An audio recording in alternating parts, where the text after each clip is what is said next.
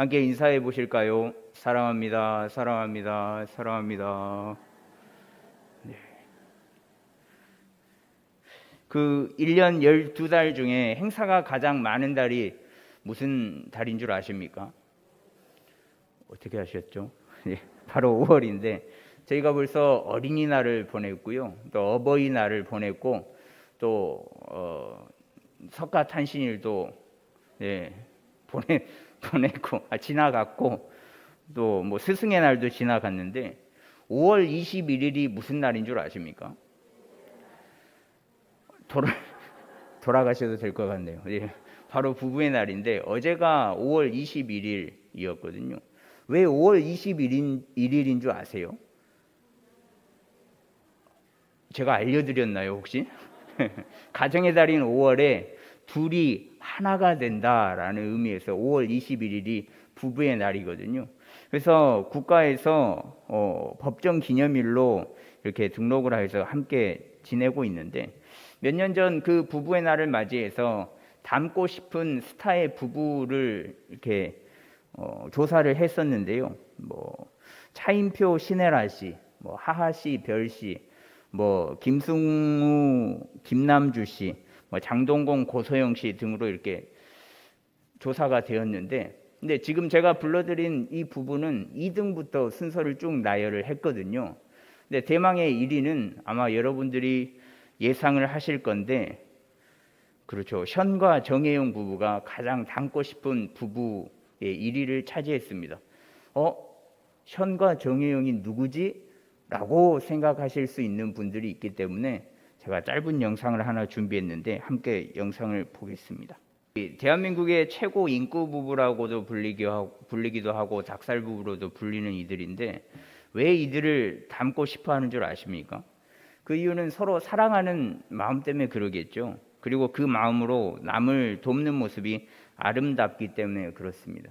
믿기 어렵겠지만 이분들은 결혼한 뒤에 단 한 번도 싸우질 않았답니다. 이거 놀랄 부분인데요. 여기서 혹시 단 한 번도 싸우지 않았다? 없으시잖아요. 그럼 저기 한 분 계셨네요. 진짜입니까? 네. 네. 계시네요. 저는 안 계실 줄 알았는데. 네. 사실 그 싸우지 않으면 건강하지 않다라고 생각을 했었는데 싸우지 않고도 건강하게 또 사랑을 나누면서 살아갈 수 있구나라는 그 생각을 저 부부를 보면서 할 수 있었는데 진짜 대단합니다. 근데 이들이 단 한 번도 싸우지 않고 살아갈 수 있는 이유는 그것은 믿음의 가정이었기 때문이지 않나 싶거든요. 사실 션 씨만 예수님을 영접하고 신앙생활을 하는 사람이었고 결혼 이후에 정혜영 씨가 션의 그 모습 때문에 예수님을 믿기 시작했거든요. 뭐 예수 믿어라, 교회 나가야 천국 간다, 아니면 벌 받는다, 뭐 이렇게 윽박지르면서 함께 교회를 나가자라고 이야기를 한 게 아니라 자신의 남편인 션의 모습을 보고 이 사람이 믿는 하나님이 궁금해서 신앙생활을 하게 됐다라는 겁니다.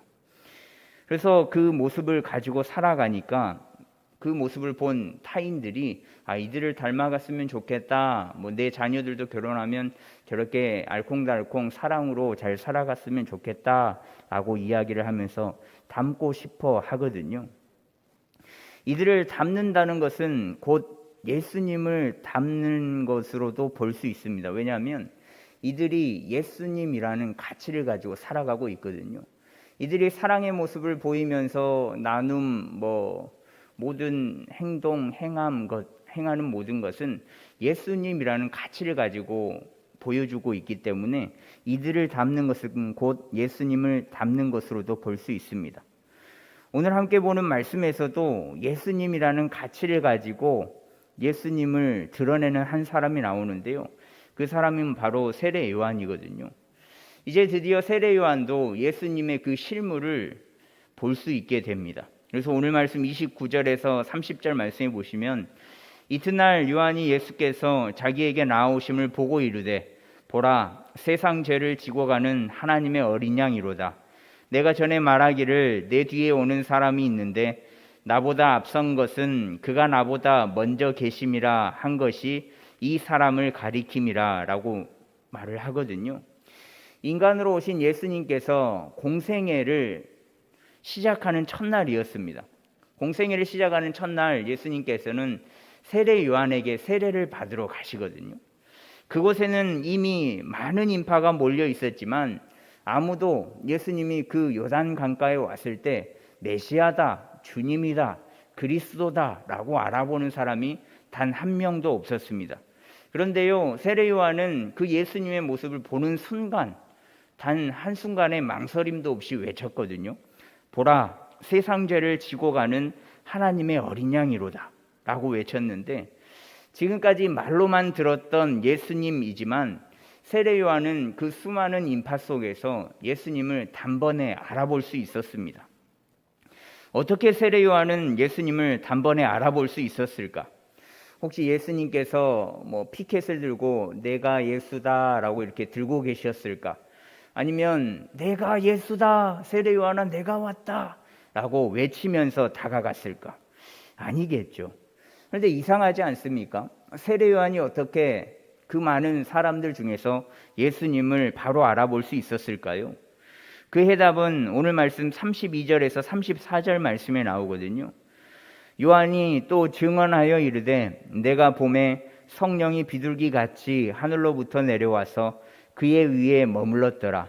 나도 그를 알지 못하였으나 나를 보내어 물로 세례를 베풀라 하신 그 이가 나에게 말씀하시되 성령이 내려서 누구 위에든지 머무는 것을 보거든 그가 곧 성령으로 세례를 베푸는 이인 줄 알라 하셨기에 내가 보고 그가 하나님의 아들이심을 증언하였노라 하니라 라고 이야기를 합니다. 저번에도 말씀드렸듯 어느 누구 하나 예수님을 알아보지 못하고 세례 요한을 예수님이라고 하지 않나, 세례 요한을 엘리야 혹은 선지자 중에 하나냐라고 이야기를 하지 않았습니까? 그래서 그들은 영적으로 무지한 모습을 보였지만 세례 요한만큼은 달랐습니다. 그는 하나님의 음성을 듣고 또 성령님의 임재를 볼 수 있는 복된 귀와 눈을 가진 사람이었거든요. 듣는 것을 나타내는 한자에는 들을 문과 관청청으로 구별을 합니다.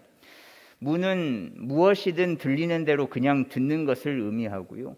청은 듣는 것들 중에서 필요한 것을 귀 기울여 듣는 것을 의미합니다. 그래서 소문이란 사람들 입에 오르내려 전하여 들리는 말을 의미하죠.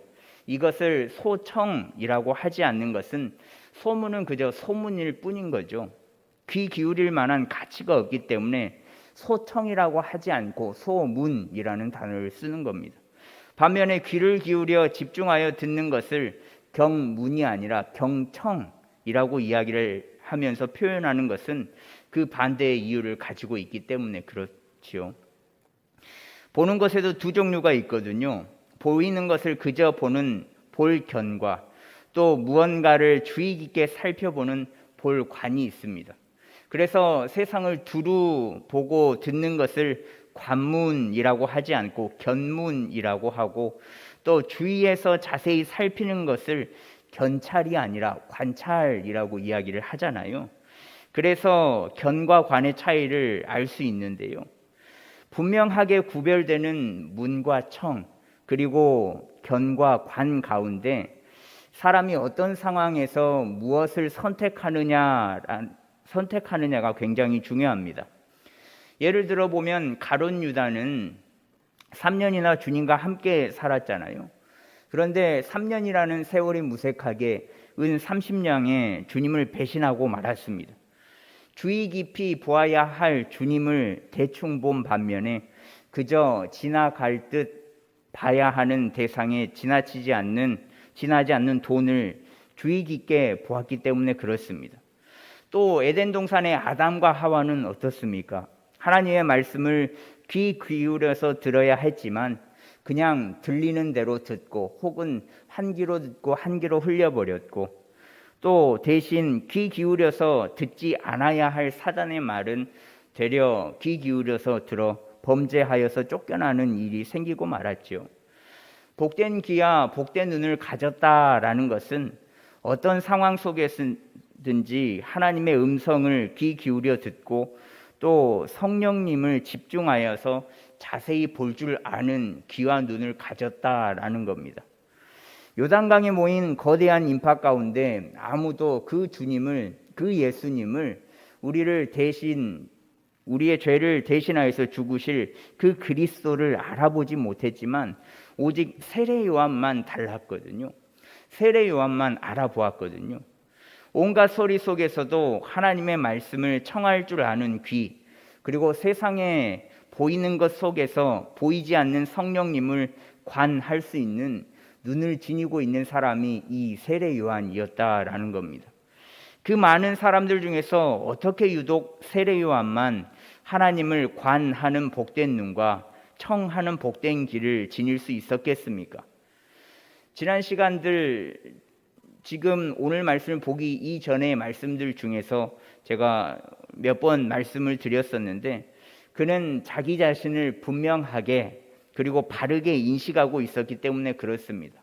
나 자신이 누구인지, 다른 사람이 어떻게 나를 칭찬하든 무엇이라고 말하든지 나는, 내 본분은 예수 그리스도를 나타내는 사람, 그가 오실 길을 예비하는 사람, 그렇게 인식하고 있었기 때문에 복된 귀와 눈을 가지고 있을 수 있었거든요. 그런데 이 세례 요한이 자신이 왜 세례를 베푸는지에 대해서 이야기를 하거든요. 혹시 지난주의 말씀이 기억 안 나시겠죠? 지난주의 말씀에 그 요한복음 1장 25절에 레위인들, 바리새인들이 보낸 제사장들과 레위인들이, 야, 그러면 네가 그리스도도 아니고 엘리야도 아니고 선지자 중에 하나도 아닌데 대체 무슨 이유에서 세례를 베푸냐라는 질문에 뜬금없이 나는 물로 세례를 베푼다라고 대답했던 일이 기억나십니까? 근데요, 동문서답을 한 것 같은 그 세례 요한의 대답에 오늘 비로소 진짜 대답을 하거든요. 왜 세례를 베푸냐라는 그 질문에 대한 대답이 오늘 말씀 1장 31절 말씀입니다.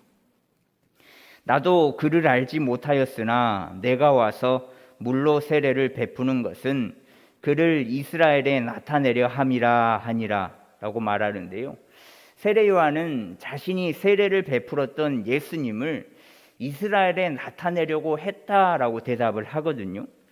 자신이 누구인지, 자신의 본분이 무엇인지를 잘 알았던 그는 예수님을 알리기 위해서 내가 물로 세례를 베푼 거다라고 이야기를 한 겁니다.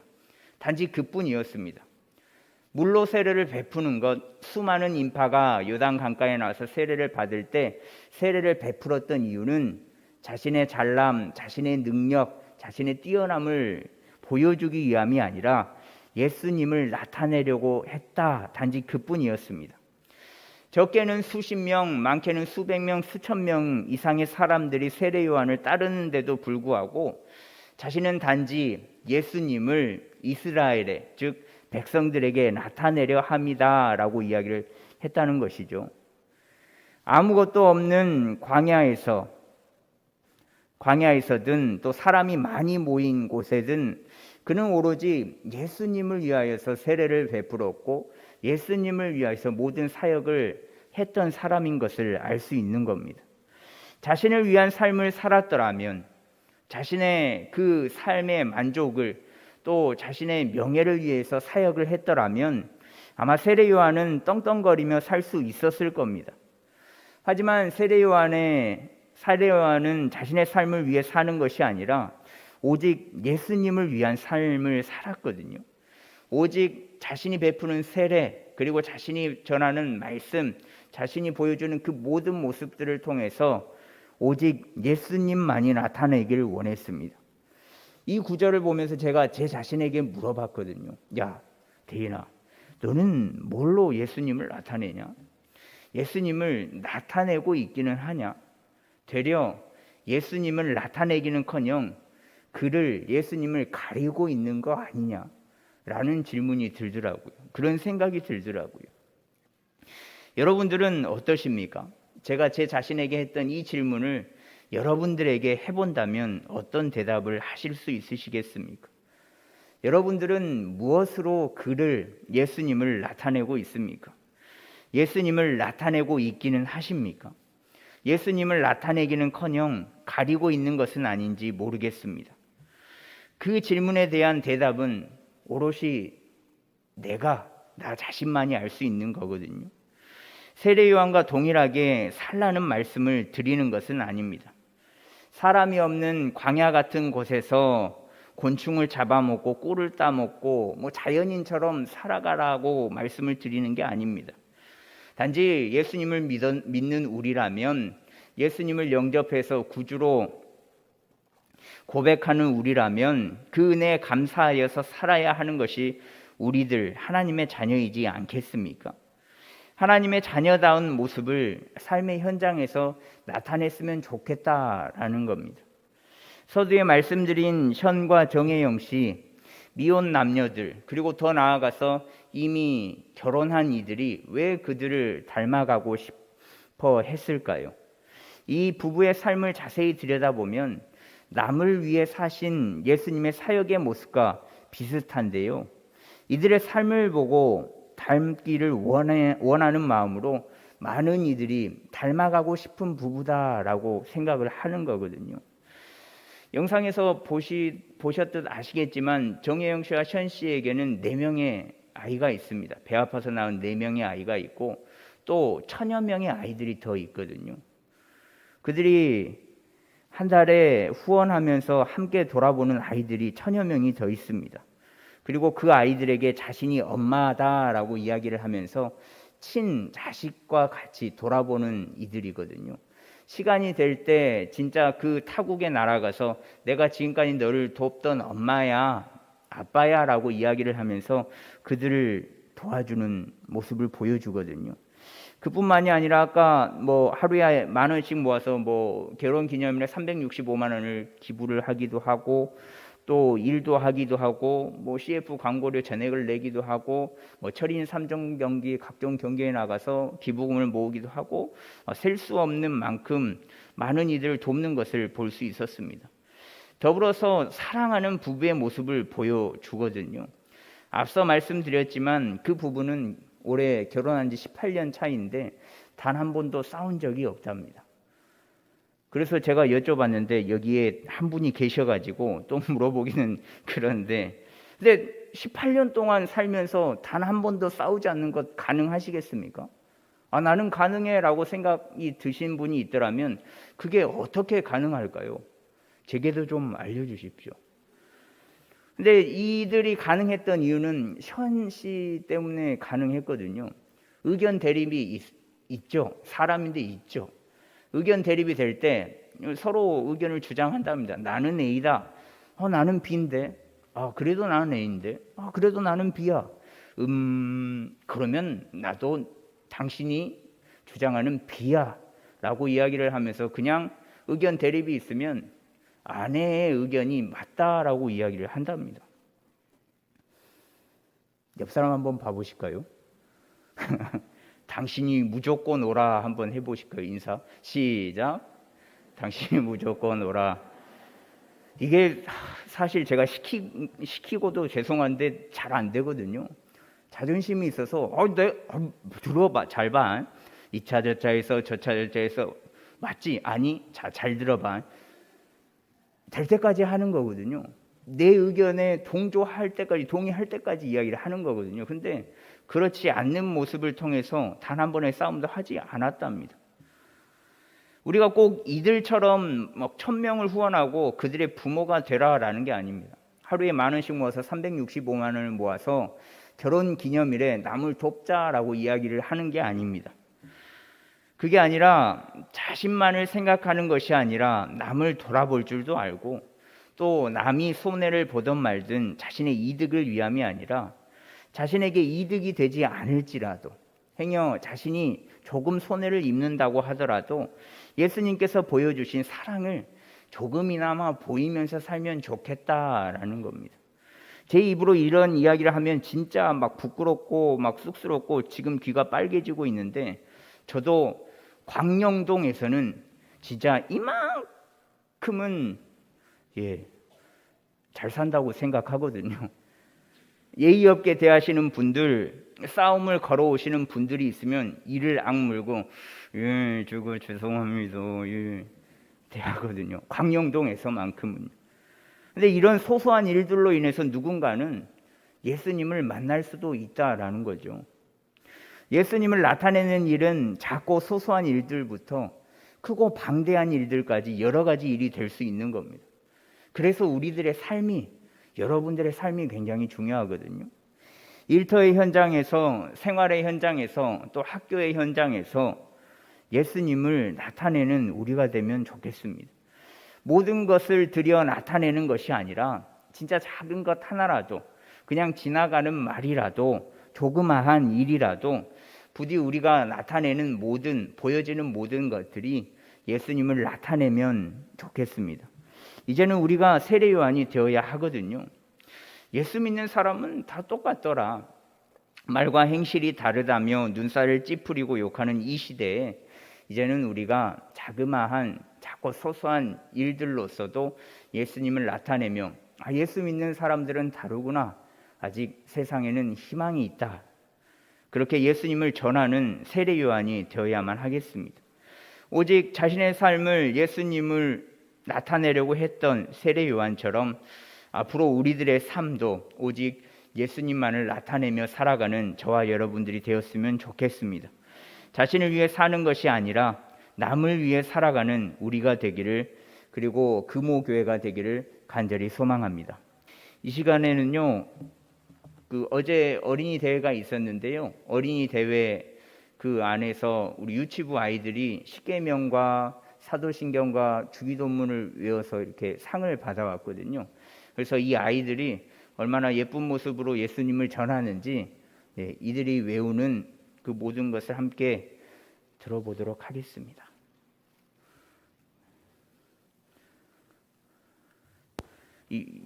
여러분들이 보시는 오른쪽 친구가 태린이고요. 왼쪽 친구가 지안입니다.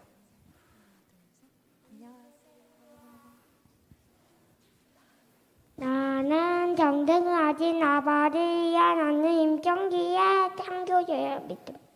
나는 그의 유일하신 아들 우리 주 예수 그리스도를 믿습니다. 그는 땅으로 잉태되어 동정녀 마에서 나지고 본디어 빌라도에게 고난을 받아 십자가에 못 박혀 지고 단타된 지 3일 만에 죽은 자 가운데서 다시 따야 낮았으며 하늘에 오르지어 정등하신 아버지 하나님 우편에 앉아 계시다가 거지어부터 땅에 있는 자와 죽은 자를 심판하여 오십니다. 나는 성경을 믿으면 거룩한 공회와 천국의 조제와 죄의 용서받는 것과 몸의 불과 영생을 믿습니다. 아멘.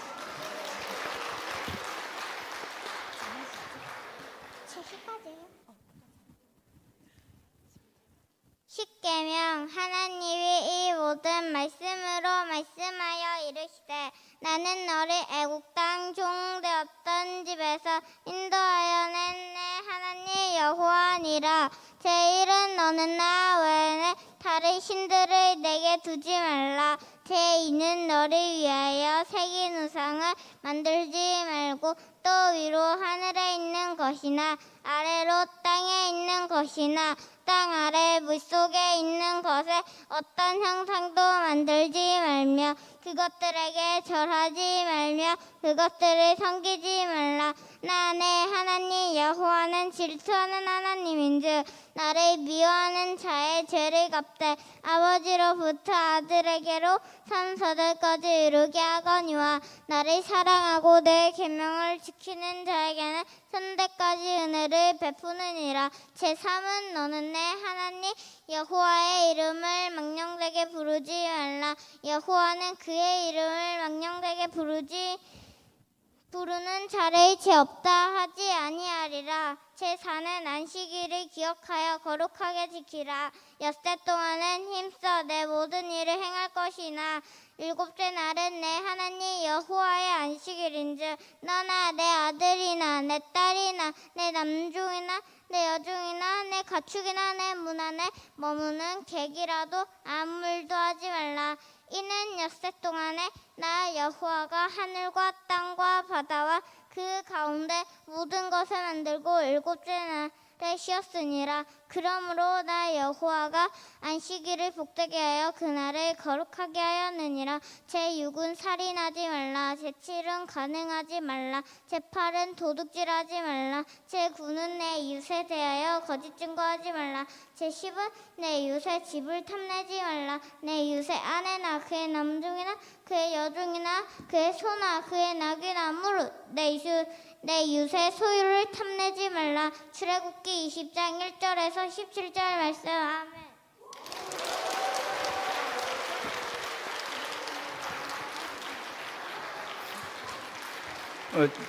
들어가시면 됩니다. 네, 어제 그리기 대상 받은 템니도 있는데요. 여기서 그림을 그려라고 할 수는 없으니까요. 여튼 우리 아이들이 잘 외우는 것에 그치는 게 아니고, 또 그린 것에 그치는 게 아니고, 이것을 가지고 일평생 믿음과 신앙을 잘 지키면서 살아갈 수 있도록 다음 세대를 위해서 기도해 주시기를 부탁드리겠습니다.